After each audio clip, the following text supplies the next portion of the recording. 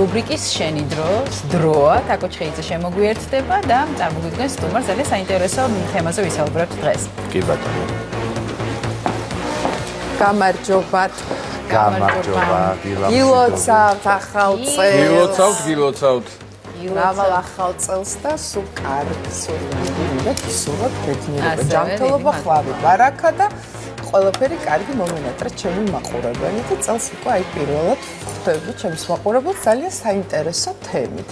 დღევანდელ გადაცემაში განსაკუთრებული სტუმარი ყავს ფენშუის სპეციალისტი, აღმოსავლური ფილოსოფიის მკვლევარი და კონსულტანტი ირინე აღაპიშვილი, რომელთან ერთადაც ვისაუბრებთ იმაზე, თუ რას გვირჩევს ფენშუი ახალი წლისთვის, ფერებზე, ენერგიებზე, ტენდენციებზე და იმაზე, თუ როგორ უნდა შევხვდეთ სწორად აღმოსავლურ ახალ წელს თებერვალში, მით უმეტეს, როცა საქართველოში დღეს ძველით ახალი წელი აღინიშნება. დღეს ღამით გულისხმობ.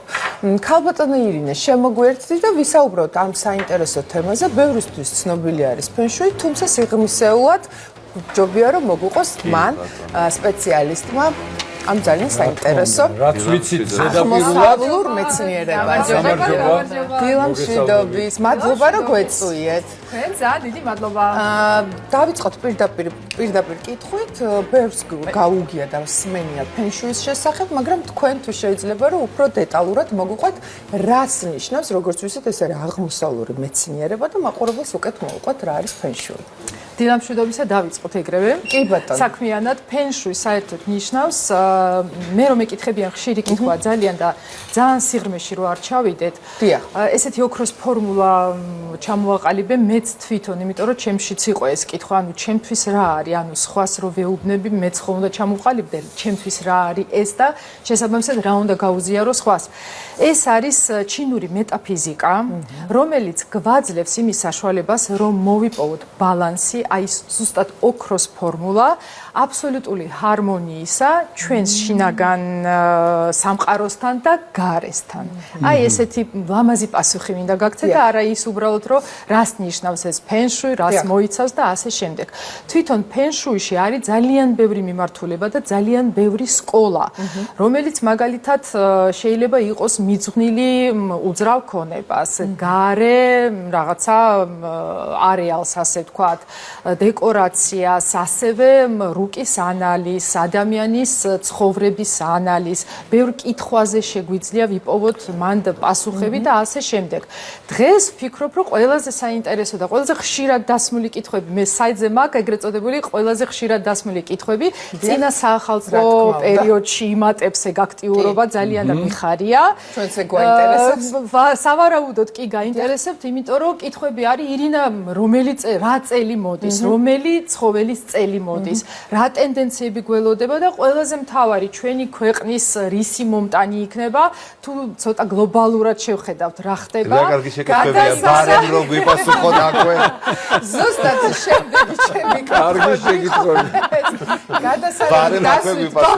რაც უნდა გვეკითხა, ყველაფერი თქვენ თვითონ დაუსვით თქვენ თავს ყველა შეკითხვა. მოგვიყევით მაშინ. მაშინ პასუხებიც ჩემზეა, ასე დავიწყოთ. ქვეყნისთვის მნიშვნელოვანი წარმატებული რა როგორი იქნება ამაგით დავიწყოთ. იცით, ჯერ გლობალურად გავცეთ ამას პასუხი, იმიტომ რომ სამწუხაროდ ვერ გეტყვით იმას, რომ ლაღი წელი ვინმე საერთოდ ამ დედამიწაზე გველოდება, 2026-ზე მაქვს საუბარი, ეს არის ცეცხლის ცხენის წელი, მაგრამ უნდა აუცილებლად გავშიფრო და ელემენტარულად ვიცოდეთ აი ეს ცეცხლის ცხენი რას ნიშნავს. ორი სიტყვა და რეალურად იმხელა ძალა მოდის, რომ მეორდება მსგავსი ენერგიები. პირველი ის, რომ ცხენი მეორდება 12 წელიწადში ერთხელ, ხოლო ცეცხლის ცხენი მეორდება 60 წელიწადში ერთხელ. და გარდა ამისა, შეგვიძლია გადავხედოთ მაგალითად, აი წინა 60 კი, აუცილებლად, მაგრამ წელს არის ძალიან უცნაური, თვითონ ჩინელებიც ამბობენ ამას, ორი უცნაური რამ არის, რომელიც გვეუბნება იმას, რომ მზად უნდა ვიყოთ ბევრი რაღაცისთვის და მაგალითად ვიტყვი ამას რომ ჩავამთავრებ აუცილებლად ძირითად ტენდენციას დავასახელებ, იმიტომ რომ ყველამ უნდა ვიცოდეთ. ესე იგი, ხო, საუბრობდით ცეცხლზე. უცნაური ორი რამ არის წელს. პირველი ის რომ ცეცხლის ცხენში, ანუ ჩვენ ყოველთვის ვუყურებთ ენერგიებს, რომელიც მოდის ზეციერიდან, ნუ ესე ამბობენ ჩინელები, ძალიან უყვართ ესეთი ხმამაღალი რაღაცა მისტიკა ტექსტები და ამას უნდა საჭირო არა მარტო თარგმანი, არამედ სწორი ადაპტირება, იმიტომ რომ იცლება ყველაფერი, აღქმა ერთია და ის კიდე რომ ადაპტაცია უნდა მოვახდინოთ ამ ინფორმაციისთვის, იმისთვის რომ თანამედროვე სამყაროში გამოსადეგი იყოს ჩვენთვის. ხო და ეს ცეცხლი მოდის როგორც ზეციურ ენერგიებში, ასევე ქვედა, ანუ მიწიურ ენერგიებში, მოდით ესე ვთქვათ.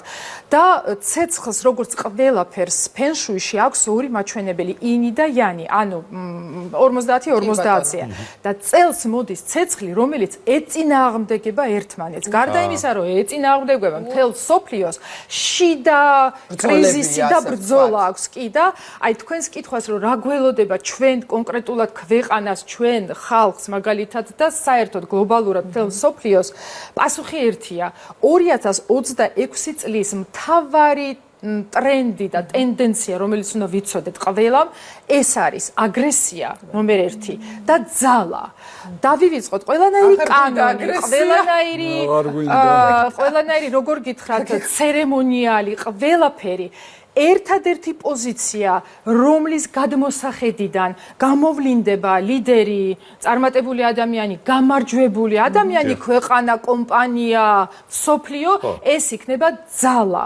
აი ეგ სიტყვა დავიმახსოვროთ, ვიცი რომ დადებით რაღაცა თქვენ გულისხმობთ რომ ძალა აღმარცხნავს ამას გულისხმობთ? ამას გულისხმობ ზუსტად და გარდა ამისა, ვინც უფრო ძლიერია, ის იქნება წარმატებული და მეც გეტყვით, ვინც ამას ვერ აღიარებს და თავის თავში ამას ვერ მიიღებს, განადგურება. მაგრამ ყოველთვის ხომ იყო ეს ასე პრინციპში, ვინც უფრო ძლიერია, ვინც უფრო მეტად ენერგიულია, ის ყოველთვის იგებდა. არა, ჩინური მეტაფიზიკის გადმოსახედიდან ეგრე ნამდვილად არ იყო და მეც გეტყვით, აი ხო ვთქვი რომ მაგალითად 60 წელიწადში ერთხელ მეორდება ეგ ენერგია, რომ გადავხედოთ, კი იყო რევოლუციები, იყო გარკვეული რაღაცები, მაგრამ ასეთი მძლავრი აგრესია ნამდვილად არ იყო. გარდა ამისა, ჩვენ მე-9 პერიოდში ვართ, ნუ ეს ცოტა მართლა უკვე ძალიან სიღრმეში მივდივართ იმაში, მაგრამ ეგ 20 წლიანი პერიოდი, როცა მეფობს ცხრიანი, თვითონ ცხრიანი არის ცეცხლის მატარებელი მაგას ვამბობ ზუსტად რომ 20 წელიწადის განმავლობაში აი ეს ელემენტი ცეცხლი და მისი ყველა ძლიერი მახასიათებელი არის ზუსტად აგრესიის და ძალის მწყება. აი როგორ იცით სიმბოლოად რომ ეკითხებიან ირინა რა არის, წარმოიდგინეთ ოქტაგონი. მთელი მსოფლიო შედის ოქტაგონში და მან ხო ან ფარით ან ფარზე. ირინა რა მაინტერესებს იცით აი და ძალაში რა იგულისხმება? მაინდა-მაინც ფიზიკური ძალა და უშუალოდ თუ შეიძლება აქ იყოს გონებრივი და უშუალოდ განვითარება ძალაუფლება, ანუ გონებრივი ნაკლებად? წელს გონებრივი და ინტელექტის სამწუხაროდ ნაკლებად. ვალდებული და ვარჯიში უნდა დავიწყო.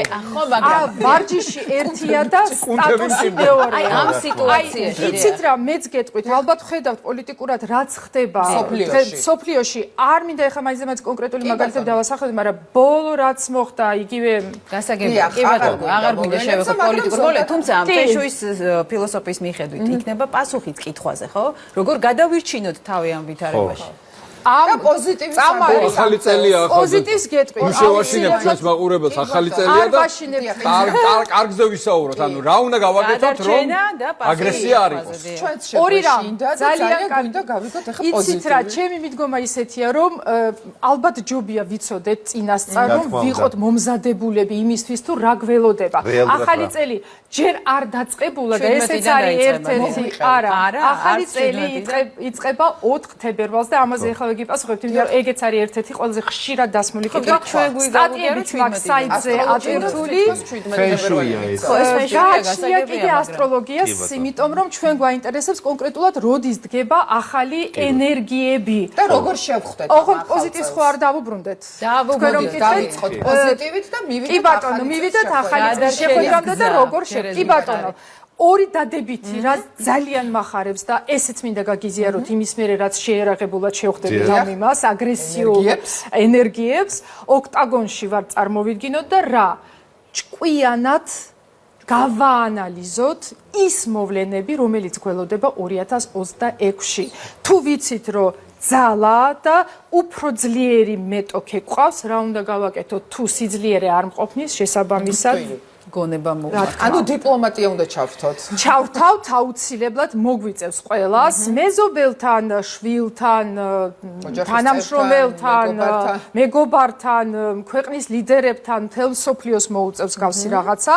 გამოსავალი ერთია, მაგრამ დადებითიც გვექნება ძალიან ბევრი. აი მაგალითად გუშინ წავიკითხე და ძალიან გამეხარდა, რომ ნობელის პრემია 2025-ის ხო 2026-ში ხდება ის დაჯილდოება და ავტოიმუნური დაავადებების წამლის გამომგონებლები 3 ადამიანი გამოვლინდა, რომ უკვე სატესტო პერიოდი კი არა, დადგენილია ზუსტად შეიძლება მომავალი წამლების შემადგენლობა ქიმიურად, რომელიც ავტოიმუნურ დაავადებებს, ну ვიცით რომ ყველაზე მძიმე ავტოიმუნური დაავადებებია და კი, შესაბამისად ეს თუ არის იმისი როგორ გითხრათ, ბიზგი, რომ არასოდეს არ დავნებდეთ. არასოდეს ძალა იქნება, აგრესია იქნება, თუ რა იქნება, აუცილებლად პოზიტიურად დადებითად. ძალას და ერთი კონკრეტული ფაქტი მინდა გითხრათ, სამეგრელოში არის ერთი ძალიან მნიშვნელოვანი ადგილი და ტურისტებით დატვირთული ადგილია, დიდი ქვა, რომელსაც ძრას ვერ უზამ, რო ეჭიდაო, მაგრამ თიც რო დაადებ, ასე ირყევა.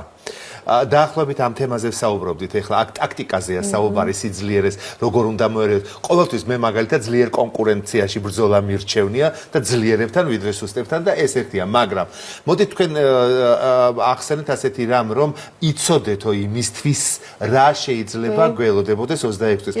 როგორ მოვემზადოთ? აი მაგალითად რითი უნდა დაუპირისპირდეთ? როგორ შევხვდეთ ახალ წელს დაუშვათ ფენშუის მიხედვით? როგორ გავამდიდროთ ჩვენი სულიერი სამყარო, იმიტომ რომ ასტროლოგები ჩვენ გვეუბნებიან რომ ლოცვებია, რიტუალებია, 1000 რამ არის. აქ როგორ შეიძლება ამ ძლიერებში ვიყოთ ძლიერი? პირველ რიგში ჩვენი განწყობა. მეორე ფიქრები და მესამე ფიზიკურად ჩვენი ვიბრაციები. ანუ ეს კონკრეტულად არის, ეს უკვე არა მეტაფიზიკური სამყაროდან მოსულია, არამედ ჩვეულებრივად ეს ეგრეთ წოდებული შუმანის რეზონანსი არის, რომელიც გვეუბნება იმას, რომ დედამიწის ვიბრაციებიც კი, ანუ სიხშირეზე მაქვს საუბარი შეიცვალა. ამაზეც მაქვს დაწერილი სტატია და უკვე ატვირთული სტატიაზე და შესაბამისად თქვენ ობძანეთ, უნდა ავიმაღლოთ ჩვენი ვიბრაციებიც. რატომ? ეხა კითხვა ხო? რას ნიშნავს ეს ვიბრაცია? აი შეგეკითხებით, ბოლო წლების განმავლობაში ალბათ უეჭველი გექნებათ ეგეთი ეფექტი, ან თქვენს თავში რაღაცა პატარა ის შენიშვნა გაკეთებული, რა ჩქარა, რა მალე გადის, რომ ვერაფერს ვერ ვასწრებ. დგება ეს გაზაფხული და უკვე შემოდგომა. ახალი წელი, აი გუშინ იყო და უკვე იანვარი მთავრდება. მოვიდა ორშაბათი და მოვიდა პარასკევის საღამო, ხო ვაბობთ, ესეთი ის არის და ზუსტად ეს არის ის ვიბრაციები, როცა დედამიწის სიხშირე შეცვლილია, ისიც გადადის სხვა ტაქტში და შესაბამისად თუ ჩვენი შიდა ვიბრაციები, ფიზიკური ვიბრაციებზე მაქვს საუბარი, პულსი იქნება თუ ტემპი, ორგანოების რითმები და საერთოდ ჩვენი ფიზიკური როგორ დავარქვა, არ ვიცი, არა, აი ვიბრაციები, აი ტაქტი, მოდით ესე დავარქვათ, როცა არ ემთხვევა ამ დედამიწის ტაქტებს, ანუ სიხშირეზე ისევ და ისე მაქვს საუბარი, აუცილებლად. აი, რო ემთხვევა რას გულისხმობთ ამ დამთხვევაში, რო აუხსნათ ჩვენს მაყურებელს, მაგალითად? როგორ მივაღწიოთ? აი ეს თქვენ ძალიან კარგად ძანეთ. ეს არის აუცილებლად ლოცვა. ლოცვა შეიძლება იყოს ნებისმიერ ენაზე, ნებისმიერი ტექსტით. მთავარია განზრახვა და ჩვენი ფიქრები. რა გვინდა? რითი მოვედით და რითი წავალთ? მე წინა გადაცემაში აღარ მახსოვს, სად ძალიან მომეწონა ერთი ფრაზა, რომელიც წავიკითხე, გავაჟღერა და დღესაც მინდა გავაჟღერო, რომ ადამიანს ცხოვრებაში აქვს მისაღები რეალურად. სულ ორი ძირითადი გადაწყვეტილება. ორი. პირველი, რა გზით ვიაროთ? და მეორე, ვინ გავიყოლო ამ გზაზე? ხო, ვისთან ერთად ვიარო?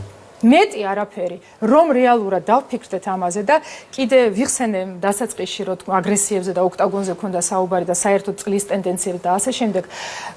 ძველ სპარტაში ამბობდნენ მაგას, რომ ომში რომ ამშვიდებდა მიდიოდა სპარტანელი დედა რო აცილებდა მაგალითად შვილს ვაჟს ეუბნებოდა ეს რაღაცას რომ დაბრუნდიო ოღონთო ან ფარითო ან ფარზე ეხაც გამაჟრიალა მესამე არ არსებობსო ანუ ფარით იმას ნიშნავს რომ გამარჯვებული ხარ და ისე ბრუნდები და ფარზე ნუ ჩვენთან ჯარისკაცი გამარჯვებული და დაბრუნებულიყო ჩურჩხელა მიქონდათ ამის და ნაზუქი ეხლა ახალ წელს როგორ შევხვდეთ დავუბრუნდეთ ახალი წლის თემას დღესხამე კალანდობა ხვალ კი ამისი თქვა მინდოდა ძალიან როგორ შევხვდეთ ფენშუის მიხედვით პირველ რიგში იმ კითხვაზე მინდა გიპასუხოთ როდის დგება ეს ჩვენი ახალი წელი ჩინური მეტაფიზიკის გადმოსახედიდან კითხვემ ძალიან 17 თებერვალი და ნაწილობრივად სწორია მაგრამ გეტყვით რატომ ჩვენ გვაინტერესებს 4 თებერვალი წინა ყველაზე მნიშვნელოვანი თარიღი რომელიც იყო ეს იყო 21 დეკემბერი იმიტომ რომ გარკვეული ენერგიები უკვე შეიცვალა და ჩვენ რუკას ანალიზს და საერთოდ მას რომ ვუყურებთ ადამიანის მონაცემებს ასე ვთქვათ უკვე მანდ იცვლება გარკვეულად კონკრეტული ენერგიები ყველაზე ძირითადი რაც ხდება ეს წელს ფიქსირებული თარიღი ეს არ არის იმიტომ რომ მზეზე და მთვარეზე არის დამოკიდებული მოკლედ წელს 2026 წლის ახალი წელი ჩინურად როცა ხდება ენერგიების შეცვლა ანუ დგება 100%-ით ეს ჩვენი ცეცხლის ცხენი არის 4 თებერვალი და ძალიან საინტერესო დრო არის 4:04 ოღონდ პეკინის დროით 4:04 ანუ 5 რო თენდება რატო? არა 4 რო თენდება 3-დან 4 რო თენდება 4:04 პეკინის დროით ჩვენი დროით მე მგონი ჩვენ კიდევ 3-ში ჩვენთან ჯერ კიდევ 3 რიცხვი იქნება ხო კი ბატონო ეხლა 17-ს რაც ეხება ხო აქ მინდა ვთქვა რომ უკვე აი ამ მომენტიდან დგება ახალი წელი და ეს ჩვენი ცეცხლის ცხენი აბსოლუტურად 100%-ით ასე ვთქვათ შემოდის და მეფობს ეს ენერგიები მაგრამ დარწმუნებული ვარ რომ ამ ტალღებს ვიგრძნობდით ყველას და მინდა გითხრათ რომ ამის ზეიმს ძალიან ბევრი ხუმრობაც დადის ინტერნეტში სტატიებიც რო იტვირთება ხალხი ძალიან წერს და მე მოხარული ვარ და ძალიან დიდი მადლობა მაყურებელს უნდა უთხრა ჩართულობისთვის რომ ირინა რა არისო ოქტომბერში დავიწყეთო სამზადისი მართლა ეგრე იყო იმიტომ რომ ოქტომბერი არის პირველი თვე ნუ კონკრეტულად 26-ისთვის როცა პირველი ტალღა მოვიდა მერე იყო ჩვენი დეკემბერი ეხლა იქნება 4 თებერვალი მერე 17 თებერვალი და ესეც ძალიან მნიშვნელოვანია იმიტომ რომ რეალურად 17 თებერვალს ხდება ახალი წლის ზეიმი თვითონ ჩინეთშიც ეს არის ორკვირიანი მე ერთხელ ვიყავი ნამყოფი და სასწაული სანახავი აღნიშნავენ ორი კვირის განმავლობაში გარდა იმისა რომ არაფერი არ მუშაობს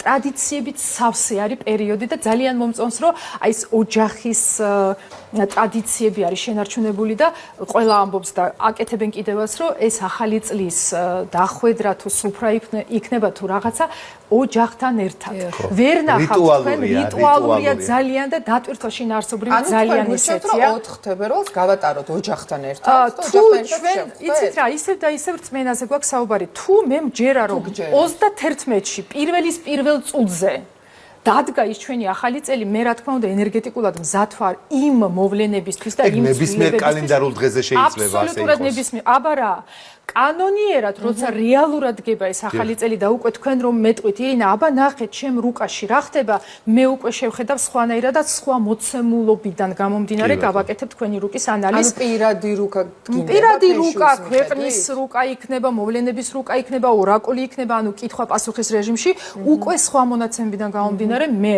აუცილებლად კანონიურად გაგცემთ პასუხს იმიტომ რომ ესეა სურვილები და ჩათქმები რა აქვს სურვილებზე მე მზად ვარ და მოვიტანე ერთი რაღაცა რაღაც მოტანილი რომელსაც აუცილებლად დავყავე მე მეზობელი ყავს ფენშუი ძალიან საინტერესო ადამიანია ეს არის ჩემი საავტორო სურვილების ასრულების ტექნიკა რომელსაც ქვია წარმატების გასეირნებები ეს არის აი ესეთი ინტერაქტიული რუკა აქტივაციების რუკა რომელიც წლის განმავლობაში უნდა დავაკეთოთ და აქ ყველაზე მთავარი აქტივაცია ერთია, გასეირნება და აქტივატორი ვართ ჩვენ. კი ბატონო. ეს ძალიან აი მეორე ხარეს ვარ მომეცი. სამივე ენაზე მინდა გითხრათ რომ აქ ეს რუკა იმდენად უნივერსალური რას გვასწავლის, რას გვარიგებს, როგორ არის ინფორმაცია, როგორც აქ მოყვანილი, ასევე საიტზე ატვირთული სხვადასხვა? არა, ეს ერთია, უბრალოდ სამი ელემენტისგან შედგება. აი ამ აქტივაციას, ანუ გასეირნებას რომ ვაკეთებთ, მოვდივართ სახლში და ზარმაცები რომ ვართ, ზეციურ ენერგიას ვეუბნებით, რომ აი გავაკეთე, არ დამეზარა და ვაფიქსირებ ჩემს სურვილს აი ამ სტიკერი და პატარა კვიზია, რომელია ვაწებებთ. ეხლა მთავარი ამისი შინაარსი არის მეორე მხარეს, იმიტომ რომ 18 აქტივაცია არის მოყვანილი ამ მაგალითად ერთ-ერთი მე-15 არის. მე-15 არ ვიცი, მაგრამ ყველაზე პირველი უკვე იყო 7 იანვარს, მაგრამ მომდევნო რომელიც გველოდება არის თებერვალში და თქვენ რო ბრძანეთ რომ 17 თებერვალი და მე რო გითხარით რომ ეს არის ახალი წლის ზეიმი, ეს არის ჩინეთში ძალიან საინტერესო რიტუალი, რომელსაც ქვია სიმდიდრის ღმერთის დახვედრა. დიდი აპლოდისმენტები თაკოს გადავცეთ ეს კალენდარი რომ არა, იგი მთავარია დავიცვათ ბალანსი სიმდიდრესა და აქტიურობას შორის. და მეორე აგზათ ვიყოთ მოტივირებულები, ვიყოთ ძლიერად და მომემზადოთ ამით. და მეტი პოზიტივი მომართეთ, და კარგი ენერგიები და კაი ვიბრაციები გჭირდება, სიკეთე, სიყვარული და ყველაფერი კარგი. მომართეთ გონება და კუნთებიო გითხრეს მარტივად. კუნთები გვაქვს უკვე ყველა საყვარელ, მაგრამ არ გაგჭირდეს თავარია. დიდი მადლობა რომ გვეწვიეთ ძალიან დიდი მადლობა თქვენ. წარმატებულ წელს გისურვებთ თქვენს და ჩვენს ქვეყანას. ძალიან დიდი მადლობა. დიდი მადლობა თქვენს ასევე მე გავემშვიდობები ჩემს მაყურებელს, მომავალ სამშაბათამდე.